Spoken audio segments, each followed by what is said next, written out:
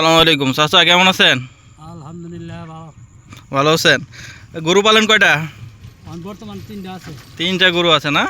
আরো কিনবো। আরও কিনবেন মাশাল্লাহ। গরুর গোবর কি করেন? গ্যাস বানাইছি। গ্যাস বানাইছেন? হ্যাঁ বায়োগ্যাস? হ্যাঁ। কত বছর হয়েছে বানাইছেন?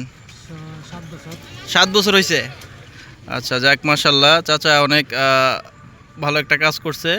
এই 7 বছর যে ব্যবহার করতেছেন, কোনো সমস্যা হইতেছে?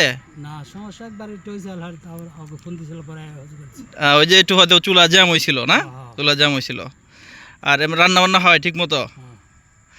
আচ্ছা, আর ওই গোবর যেটা বের হয় ওটা আবার কি করেন? জৈব সারটা ওটাও জমিতে দেন বা এই যে ঘাসের জমিতে দেন না?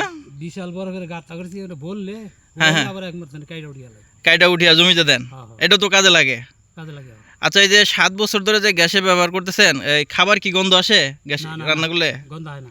অনেকেই বলে যে গন্ধ আসে। না, গন্ধ আসে না? না, আমরা খাইতেছি না, ডেলি খাই।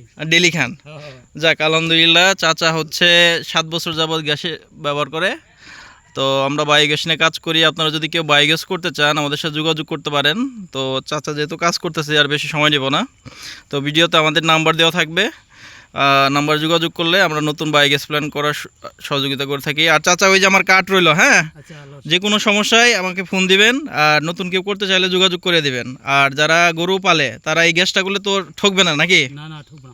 এই যে আপনি যে 7 বছর ধরে ব্যবহার করেন, আপনার তো লাকড়ি লাগে বাড়িতে? না, লাকড়ি লাগে না, এলপি গ্যাস লাগে না? না, রান্না বান্নার সুবিধা হয়েছে। রান্না বান্না হলে কিছু লাগে। ওর তো অনেক বড় রান্না হইলে তো ওটা লাগবে, তাই না? আচ্ছা, ঠিক আছে চাচা, ধন্যবাদ। আসসালামু আলাইকুম।